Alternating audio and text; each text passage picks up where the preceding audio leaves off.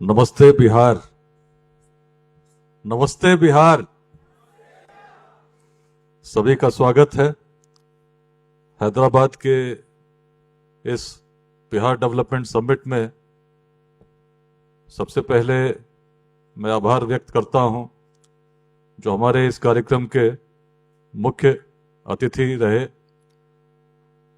मल्काजगिरी के माननीय सांसद इटला राजेंद्र जी, जो तेलंगाना सरकार के पूर्व मंत्री भी रहे हैं। उनके द्वारा अपने भावों को हमारे साथ साझा किया गया। कल ही उनसे काफी विस्तृत वार्ता हो रही थी और बिहार कैसे आगे बढ़े इस पर भी उन्होंने आपके साथ अपने विचारों को आज साझा किया है। मैं यहाँ स्वागत करता हूँ बैकुंठपुर के माननीय विधायक माननीय मिथिलेश तिवारी जी का, और आपके द्वारा लेट्स इंस्पायर बिहार में यह दूसरी उपस्थिति है। इसके पूर्व आप बेंगलुरु के कार्यक्रम में भी आए थे और निश्चित इस अभियान की शक्ति को आपने अनुभव किया होगा, तभी आज लंबी यात्रा करके बिहार के गोपालगंज से चलकर आपके बीच हैदराबाद के इस टी हब में उपस्थित हैं। मैं स्वागत करता हूं पटना सिटी के माननीय विधायक रत्नेश कुशवाहा जी का, जो पहली बार विधानसभा में पहुंचे हैं और बड़े सपनों के साथ नियमित रूप से लंबे समय से समाज में योगदान देते रहे हैं। मुझे भी आपको सुनने का अवसर मिला था। बिहार छात्र संसद का एक कार्यक्रम था और तब से ही मुझे ऐसा लगा था यदि आपका मार्गदर्शन, आपका सहयोग इस अभियान को सशक्त करने में लगेगा तो निश्चित ही अभियान बहुत तेजी के साथ प्रसारित होगा। मैं स्वागत करता हूं रोहतास जिले के डेहरी ऑन सोन से आए माननीय विधायक राजीव रंजन सिंह उर्फ सोनू सिंह जी का, जो दूसरी बार बेंगलुरु के बाद आज हमारे साथ यहाँ हैदराबाद में उपस्थित हुए। मैं स्वागत करता हूं मेरे अपने जिले बेगूसराय के तेघड़ा विधानसभा के माननीय पूर्व विधायक दलन कुंवर जी का। मैं स्वागत करता हूं private school and children welfare association के राष्ट्रीय अध्यक्ष सैयद शमाइल अहमद जी का, जो इस अभियान के साथ अभिन्न रूप से जुड़े हैं और आपके माध्यम से बिहार के 25,000 प्राइवेट विद्यालय इस अभियान के साथ जुड़कर हर जिले में एक प्रकार की गति को तीव्र बना रहे हैं। आपका योगदान समय समय पर इस अभियान को मिलता रहा है। मैं स्वागत करता हूं इस कार्यक्रम में लंदन यूनाइटेड किंगडम से विशेष रूप से यहाँ आए नवीन कुमार सिंह जी का, जो इस अभियान के साथ लगभग वर्ष 2022 से जुड़े और तब से नियमित रूप से सहभागिता इनकी हर कार्यक्रम में रही है। मैं स्वागत करता हूं विनीता कुमारी जी का, जिनके द्वारा इस कार्यक्रम में कोर टीम का हिस्सा बनकर अभिन्न योगदान दिया गया है।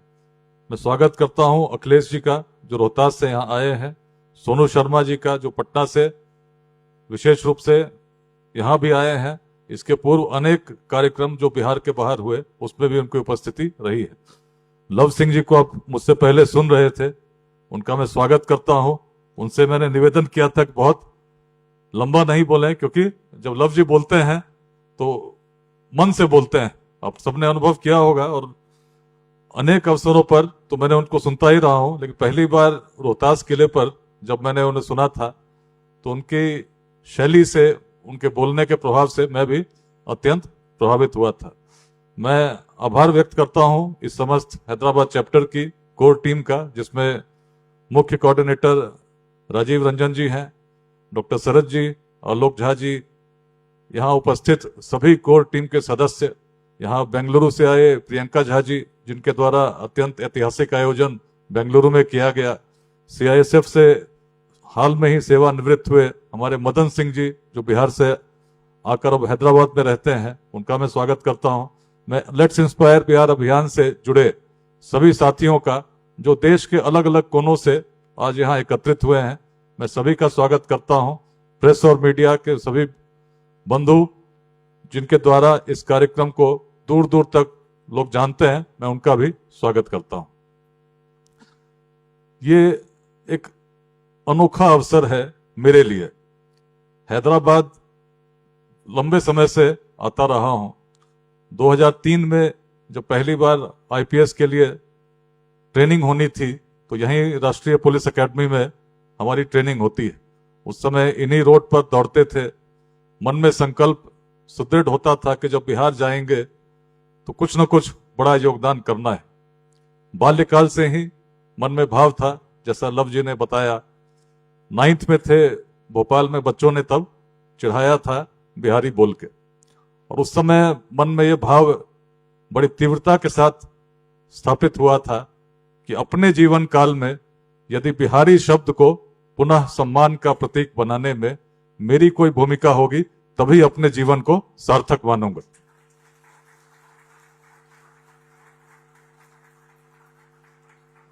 यात्रा लंबी चलती रही। बगहा रोहतास की बात आपने बताई।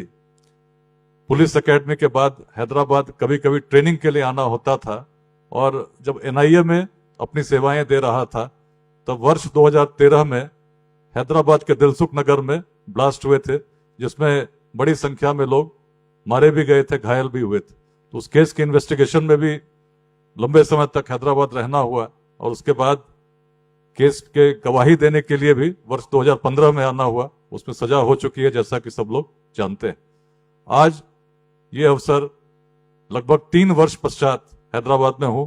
पिछले बार आलोक झा जी के नेतृत्व में लायंस क्लब में एक कार्यक्रम हुआ था, और हम लोगों ने हैदराबाद चैप्टर का प्रारंभ जनवरी 2023 में किया था।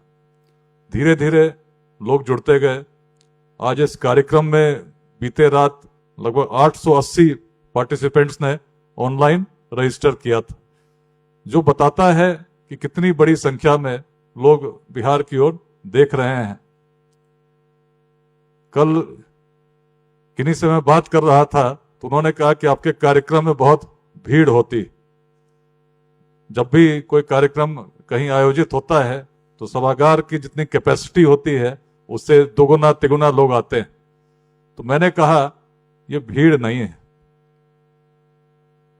विकसित बिहार के संकल्प का द्योतक, उसकी प्रबल अभिव्यक्ति है यहां जुड़ा जो एक एक व्यक्ति है। सबके मन में सपने हैं कि कैसे हमारा बिहार विकसित हो।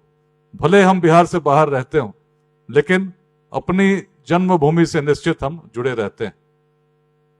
लेट्स इंस्पायर बिहार एक माध्यम है। ये कार्यक्रम जो आयोजित हम लोग कर रहे हैं, कभी हैदराबाद में, कभी बेंगलुरु में, मेरा तो पिछले 4 वर्षों से हर शनिवार, हर रविवार पूरे बिहार के जिलों में घूमते हुए ही बीता है। कोई छुट्टी का दिन नहीं जब मैंने परिवार को समय दिया हो। पूरा समय बिहार को इसलिए देता हूं कि बाल्यकाल में जो संकल्प लिया था उसको अपने जीवन में सार्थक कर सकूं। क्या हम कर सकते हैं? सबसे महत्वपूर्ण प्रश्न हमारे मन में यही आता है कि लेट्स इंस्पायर बिहार। 3 लाख लोग जुड़े हैं, बिहार के हर जिले में टीम बनी है, हैदराबाद में भी लोग हैं, बेंगलुरु में भी लोग हैं। उद्देश्य क्या है? क्या कर सकते हैं? कैसे हम इसमें योगदान दे सकते हैं? इसमें अभी एनजे सिंह साहब एनटीपीसी में पिछले साल बेंगलुरु में 2022 में मिले थे, पिछले साल भारत मंडपम में मिले थे। अब 1 महीने बाद उन्होंने बताया कि सेवानिवृत्त होंगे और बिहार की अर्बन प्लानिंग में एक बड़ा योगदान देना चाहते हैं। तो हर व्यक्ति के मन में कुछ ना कुछ भाव है, इनको हम कैसे बिहार में केंद्रित कर सकें। कल कल्पेश शाह जी यहाँ बैठे हैं। कल्पेश शाह जी, आप गुजरात के रहने वाले थे, अभी 400 वर्षों से आपका परिवार हैदराबाद में रहता है। कल इन्होंने आमंत्रित किया था और इन्होंने बताया कि हम बिहार में इन्वेस्ट करना चाहते हैं, और न केवल स्वयं करना चाहते हैं, इन्होंने अपने मित्र प्रमोद रेड्डी जी बगल में बैठे हैं, उनसे भी परिचय कराया। कुछ लोग दक्षिण कोरिया में हैं, वो भी इन्वेस्ट करना चाहते हैं। और तब मैंने उस समय बिहार के माननीय उद्योग मंत्री माननीय दिलीप जायसवाल जी से आपकी बात कराई। इन्होंने पूछा कि बिहार में संभावनाएं कितनी हैं। तो मैंने कहा बिहार को यदि हम तुलना करें तो Bihar is like a green field project. संभावनाएं ही संभावनाएं हैं, और अभी जहां से हम शुरू करेंगे बहुत दूर तक जाना है। उस यात्रा में आज बिहार में रोड बन चुके हैं, और रोड, अब बिहार के रोड कहीं भारत में किसी अन्य राज्य से खराब नहीं है। एक समय था जब बिहार में मिथिलेश तिवारी जी आए हैं, मुझे याद आता है 1998 में बाय रोड दिल्ली से जा रहे थे और 10 किलोमीटर की दूरी जब गोपालगंज में सीमा में घुसे थे तो उसको तय करने में लगभग 2 घंटे लगे थे, कि वो रोड चंद्रमा पर क्रेटर जैसे थे। लेकिन अब बिहार में पटना से आपको किशनगंज भी जाना हो तो 6 घंटे से अधिक नहीं लगेंगे। बहुत परिवर्तन आया है रोड में, बिजली में। लेकिन इसका वास्तविक लाभ तब होगा जब जो सबसे बड़ी रिसोर्स बिहार के पास है, हमारा ह्यूमन रिसोर्स, 14 करोड़ की जनसंख्या है, 30 साल से कम आयु के 9 करोड़ युवा हैं। आज इतनी बड़ी जनसंख्या किस प्रकार से कार्य करती है, उस पर निर्भर करेगा कि 2047 का बिहार कैसा होगा। यदि हम अपनी जनसंख्या को स्किल्ड बना सके, शिक्षित कर सके, निश्चित ही भविष्य उज्जवल होगा। यदि हमने उनका मार्गदर्शन सही ढंग से किया तो निश्चित ही जो सपना हम देख रहे हैं कि 2047 में ऐसा बिहार बने जिसमें शिक्षा, स्वास्थ्य या रोजगार के लिए किसी को बाहर जाने की आवश्यकता नहीं हो, यह साकार हो सकेगा। हैदराबाद समिट में जब मैं आया तो एक अलग दृष्टि मुझे दिखी। बेंगलुरु में भी लोग आए थे, अधिकांश लोग बिहार के थे, लेकिन हैदराबाद के कार्यक्रम में न केवल बिहार के लोग अपितु अनेक ऐसे लोग जो तेलंगाना के हैं, अन्य राज्य के हैं, कल केरल से भी एक व्यक्ति आए थे, उन्होंने कहा हम बिहार में इन्वेस्ट करना चाहते हैं। मन में यह भाव जग रहा है कि Bihar is emerging fastly as the next investment destination in India, और एक बड़ी जनसंख्या के साथ यदि उसको हम स्किल्ड कर सके तो बहुत तीव्रता के साथ इन्वेस्टमेंट हम बढ़ा सकते हैं। लॉ एंड ऑर्डर में पगहा की रोहतास की बात की, मैंने स्वयं अनुभव किया है, स्वयं देखता हूं, आपको आश्वस्त कर सकता हूं, चीजें बहुत बदली हैं। अब पुरानी बातें कभी कभी उभर के आती हैं, लोग उसको याद करते हैं, लेकिन बिहार वैसा नहीं है। और पूरी लेट्स इंस्पायर बिहार की टीम आपके साथ आश्वस्त करने में लगी है कि यदि आप चुनते हैं कि बिहार में हमें कुछ योगदान देना है तो आपको हर कदम पर हम हर जिले के हर ब्लॉक में भी साथ मिलेंगे। लंबी टीम है और हमारा उद्देश्य यही है, जो बाहर बिहार से लोग हैं, यदि उनके द्वारा किसी प्रकार का योगदान बिहार में करने की इच्छा व्यक्त की जाती है तो हर कदम पर आपका हम सहयोग करें। एक व्यापक इकोसिस्टम जिसमें बिहार को लंबी छलांग लगानी है। पर कैपिटा इनकम की बात हो रही थी, तेलंगाना का पर कैपिटा इनकम लगभग 36,000 रुपए प्रति माह है। बिहार का पर कैपिटा इनकम केवल 6,374 रुपए प्रति माह है।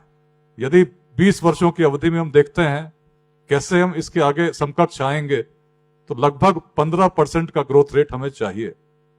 अच्छी बात यह है कि पिछले वर्ष बिहार का ग्रोथ रेट 13.09% था, इसके पहले 14.5% था। हम बढ़ रहे हैं, लेकिन यदि अलग अलग स्थानों पर जो सक्षम लोग हैं, थोड़ा सा योगदान उनका अपने अपने हिस्से के बिहार में होने लगा, तो निश्चित ही 15% को तो हम बहुत आसानी से पार कर जाएंगे। जो बात लेट्स इंस्पायर बिहार इस अभियान में हम लोग कह रहे हैं, बहुत साधारण बात है। सुनने में लगता है हम क्या कर रहे हैं, इतनी बड़ी समिट का आयोजन क्यों कर रहे हैं? हम प्रेरित कर रहे हैं कि आप अपने गांव से जुड़ें, अपने जिले से जुड़ें। इस अभियान में हमारे मुख्य कोऑर्डिनेटर राजीव रंजन सिंह जी कहाँ हैं? देखिए राजीव रंजन जी हैदराबाद चैप्टर बाहर गए हैं, उनको देखिए आएंगे तो बुलाइए उनको। उनके द्वारा अपने गांव कंडाप जो पटना जिला में है, कंप्यूटर लैब की स्थापना अपने गांव के मिडिल स्कूल में की गई। एक उदाहरण है।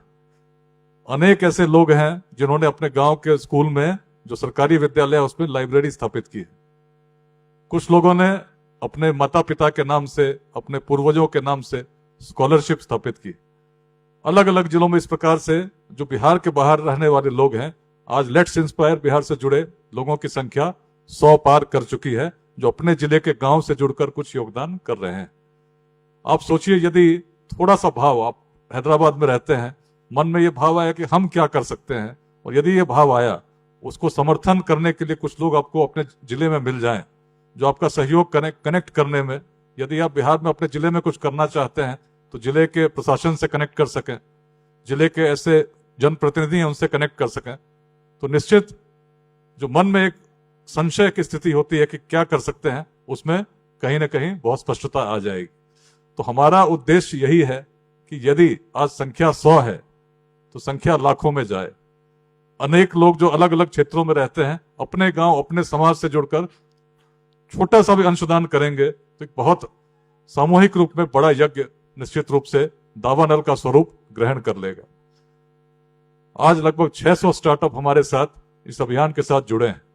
सपना है, लक्ष्य है कि 2028 जब अंत हो तो बिहार के हर जिले में 5 ऐसे स्टार्टअप इस अभियान के माध्यम से स्थापित हो जाएं जिनमें 100 लोगों को रोजगार मिलता हो। लगभग 30 स्थापित हो गए हैं। उनको हम लोगों ने सम्मानित भी किया था पिछले स्टार्टअप समिट में, हैदराबाद से पहले बेंगलुरु के समिट में। संख्या को बढ़ानी है, ये हम सभी का सामूहिक दायित्व है। अलग अलग जिस जिले से आप आते हैं, यदि हम प्रयास करें ऐसे स्टार्टअप जो 100 लोगों को रोजगार देते हो तो निश्चित एक बीजारोपण हम कर देंगे। मेरा सपना है, जिस टी हब में हम कार्यक्रम कर रहे हैं, जब कल आया था तो मुझे एक राउंड पर लोग ले गए। करीब 500 स्टार्टअप्स यहां से फंक्शन करते हैं इस 10 मंजिली बिल्डिंग से, और उनके लिए सब सुविधाएं इस बिल्डिंग में उपलब्ध है। पटना में भी इस प्रकार का एक फ्रेजर रोड में बी हब बनाया गया है। लेकिन सपना है कि बिहार के हर जिले में ऐसे हब्स स्टार्टअप्स के हों और 500 से अधिक संख्या में स्टार्टअप को हम वहां पर होस्ट कर सकें। तभी बिहार में एक बड़ी तीव्रता के साथ जिस परिवर्तन की हम कल्पना कर रहे हैं उसको ला सकेंगे। बिहार बढ़ रहा है, ग्रोथ रेट की हम लोगों ने बात की, आज हम बहुत पीछे हैं इसकी बात की, लेकिन बिहार को आगे बढ़ाने के लिए जिस तीव्रता की आवश्यकता है वो तभी संभव होगा जब सभी लोग मिलकर थोड़ा प्रयास करेंगे। इस समिट में जो उद्देश्य है, आपको जोड़ना है इस यात्रा के साथ जिस पर बिहार अभी चल रहा है। यदि हम थोड़े थोड़े अंशदान के लिए भी तैयार हुए तो मैं आश्वस्त करता हूं कि पूरी LIV की टीम आपके साथ आपको खड़ी मिलेगी। मुझे आभार व्यक्त करता हूं बिहार के माननीय उप मुख्यमंत्री सह गृह मंत्री आदरणीय सम्राट चौधरी जी का, जिन्होंने कल संदेश दिया। उनको इस कार्यक्रम में आना था, बड़ी इच्छा थी उनकी, लेकिन इस कार्यक्रम में अत्यंत व्यस्तता के कारण जो समृद्धि यात्रा चल रही है उनका आना संभव नहीं हुआ।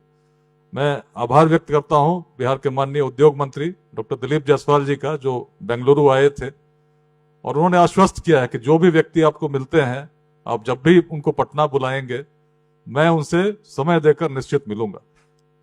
तो मैं यही कहना चाहता हूं, scope is wide and open.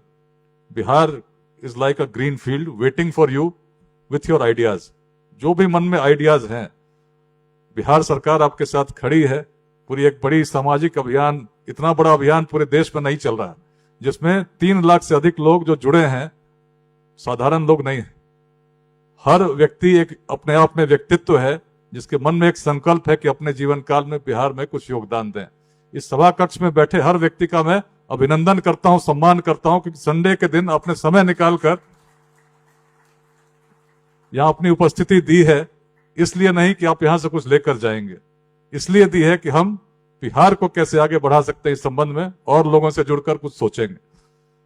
तो मैं यही कहना चाहता हूं कि यहां से जब जाएं तो ये कार्यक्रम तो समाप्त हो जाएगा, लेकिन वास्तव में हमारा काम इस कार्यक्रम के बाद प्रारंभ होगा, और इस कार्यक्रम के बाद उस जुड़ाव के साथ धीरे धीरे सोचेंगे क्या योगदान हम दे सकते हैं, जिस रूप में दे सकते हैं। बहुत ऐसे लोग हैं जो अमेरिका में बैठकर अपने गांव के विद्यालय में वीकेंड क्लासेस ऑनलाइन लेते हैं। छोटा सा योगदान सुनने में लगेगा, लेकिन उसका क्या प्रभाव है आप समझ सकते हैं। गया का एक गांव है जिसमें इतने बच्चे IIT जाते हैं। अगर गया के एक गांव में जा सकते हैं तो क्या बाकी गांव में DNA में कोई कमी है क्या? थोड़ा सा नेतृत्व ऐसे लोग यदि करें जो सक्षम है, जो दिशा दे सकते हैं। कठिनाइयां आती हैं, गांव में भी लोग बटे होते हैं आपस में, जब कोई आगे कुछ करना चाहता है उसकी आलोचना करते हैं। इससे घबराना नहीं। जब लेट्स इंस्पायर बिहार भी शुरू हुआ था तो बहुत लोग इसकी आलोचना कर रहे थे, मुझसे पूछते थे IPS में हो क्या आवश्यकता है। तो मैंने तो यही कहा, भाई शनिवार रविवार आपने अवकाश का दिन निर्धारित किया, कोई सिनेमा देखने जाता है, कोई रेस्टोरेंट में खाने जाता है। मेरे जीवन में तो एक ही उद्देश्य है कि कैसे अपने बिहार को अपने जीवन काल में विकसित देखूं। तो यदि मैं अपना समय बिहार को देता हूं तो इसमें क्या आपत्ति हो। बहुत लोगों ने रोकने का भी प्रयास किया, लेकिन अब 5 वर्ष हमारे पूरे होने जा रहे हैं 22 मार्च 2026 को। इससे पहले दिल्ली में 22 फरवरी को अगला बिहार डेवलपमेंट समिट हम लोग तालकाटोरा स्टेडियम में आयोजित करने जा रहे हैं, क्योंकि पिछले वर्ष जब भारत मंडपम में हम लोग आयोजित किया था भारत मंडपम का सभा कक्ष भी छोटा पड़ गया था। इंद्रमोहन यादव जी आए हैं, देखिए कोने में खड़े हैं। दिल्ली में इन्होंने बड़ी संख्या में लोगों को जोड़ा है और पिछले महीने लगभग दिल्ली के हर क्षेत्र में प्रतिदिन 4-4 कार्यक्रम लगाकर मुझे ले गए। उद्देश्य बड़ा स्पष्ट है, साथ जुड़े ऐसे सभी लोग जो कहीं सोच रहे हैं कि हमको क्या करना चाहिए, उनको एक बड़ा मंच हम दें। इस कार्यक्रम में बिहार से चलकर लगभग 50 लोग आए हैं। लेट्स इंस्पायर बिहार टीम से मंगल कुमार साहा जी हर कार्यक्रम न केवल आते हैं, कैसे लोग पहुंचेंगे इसके लिए तैयारी करते हैं। अभी माननीय मिथिलेश तिवारी जी बोल रहे थे कि आपके साथ जो लोग जुड़े हैं बड़े मन से जुड़े हैं। मन से जुड़े, मेरे लिए नहीं जुड़े हैं, मन से इसलिए जुड़े हैं क्योंकि हर व्यक्ति बिहार को आगे बढ़ाना चाहता है। और यदि मैं सफल हो रहा हूं, अभियान सफल हो रहा है जोड़ने में, तो कारण यही है कि हर व्यक्ति यहां किसी जाति का प्रतिनिधित्व करने नहीं आया है, किसी संप्रदाय का नेतृत्व करने नहीं आया, किसी विचारधारा को लेकर नहीं आया। इन सब से ऊपर उठकर एक ही स्वप्न, एक ही सोच के साथ आया है कि अपने जीवन काल में बिहार विकसित हो। और इस हैदराबाद के इस भाग्य नगर जिसको प्राचीन नाम रहा, मैं तो प्रार्थना करता हूं कि बिहार का भाग्य जगे, अपने जीवन काल में हम उसको विकसित देखें। लेकिन भाग्य तभी जगता है जब पुरुषार्थ उसके पीछे होता है। तो सभी से मैं आह्वान करता हूं, अपील करता हूं, थोड़ा थोड़ा अंशदान बिहार के लिए जरूर करें। लेट्स इंस्पायर बिहार में आज योगदान के कारण 15 जिलों में 28 निःशुल्क शिक्षा केंद्र चलते हैं। इनमें से 23 महिलाओं के द्वारा संचालित, जिसमें आपके बीच अभी नूतन पांडे जी को हम लोग सम्मानित भी करेंगे, रोहतास जिले से आई हैं। देखिए कहाँ है, इधर।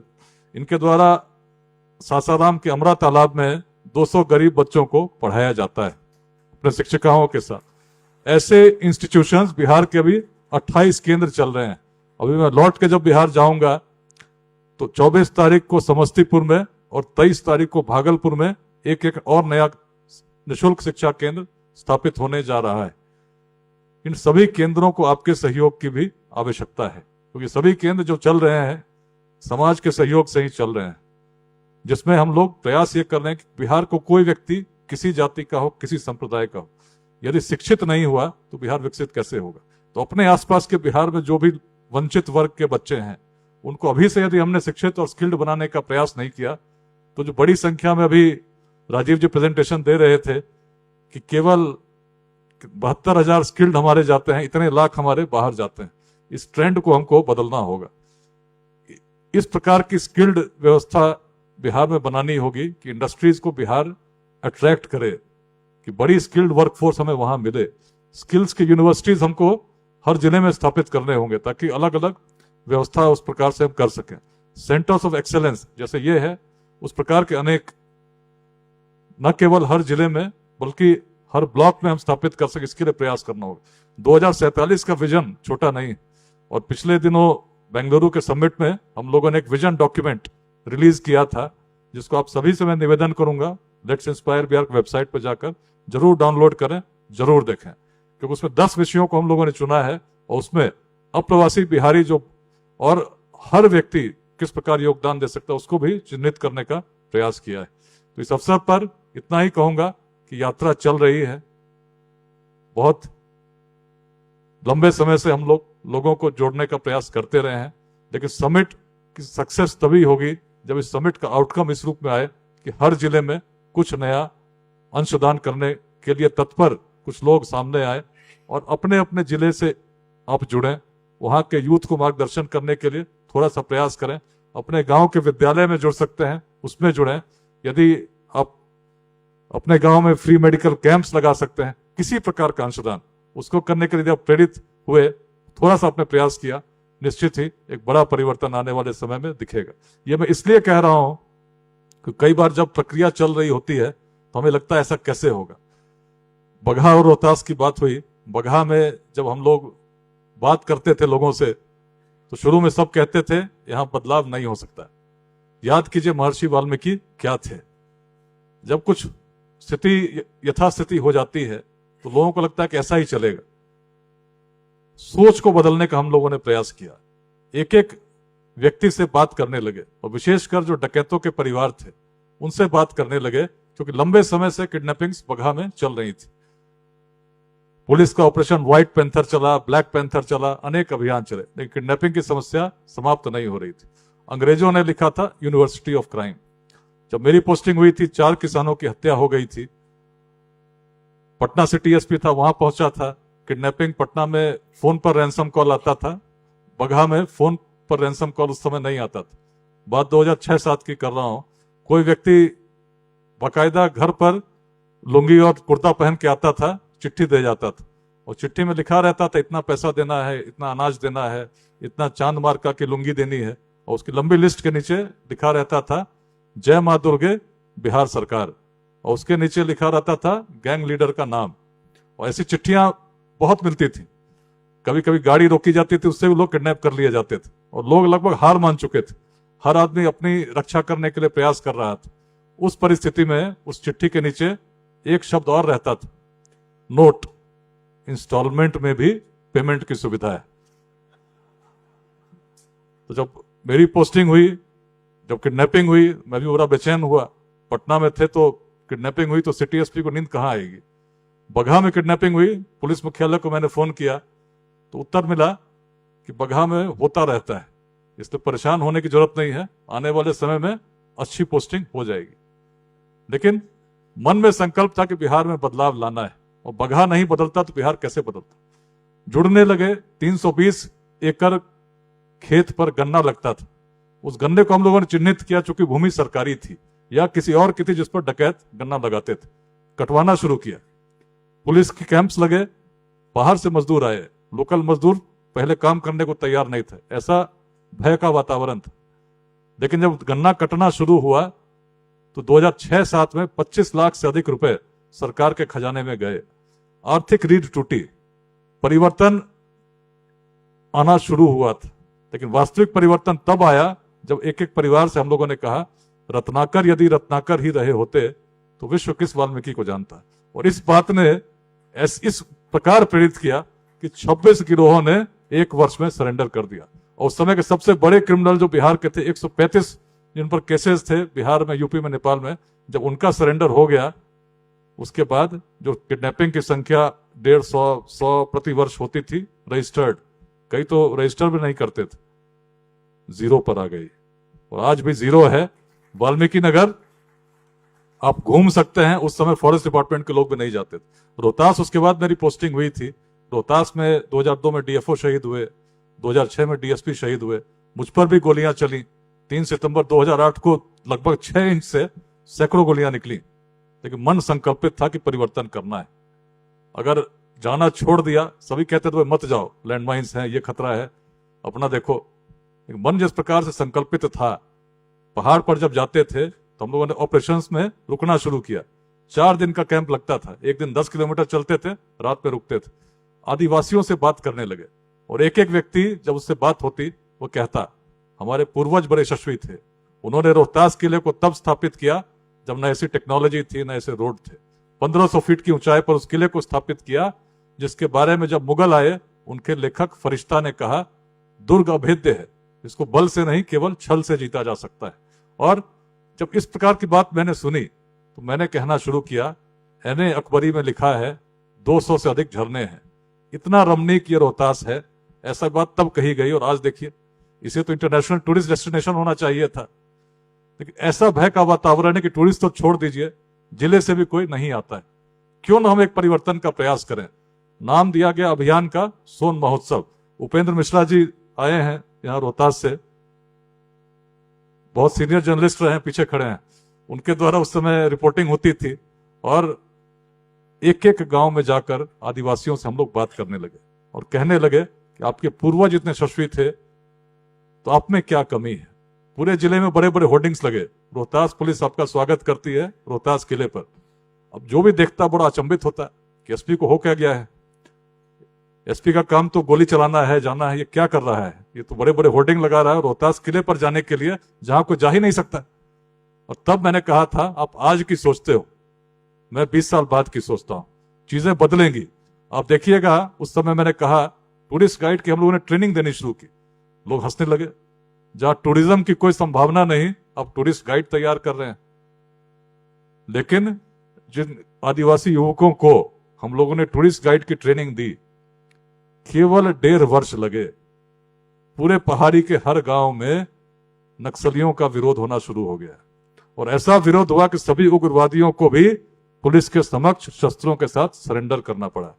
रोहतास किले पर आप 24 घंटे जा सकते हैं, 24 घंटे तिरंगा लहराता है। लेकिन पहली बार स्वतंत्रता के बाद 26 जनवरी 2009 को जब तिरंगा लहराया था, उसमें हर आदिवासी का समर्थन भी साथ में था।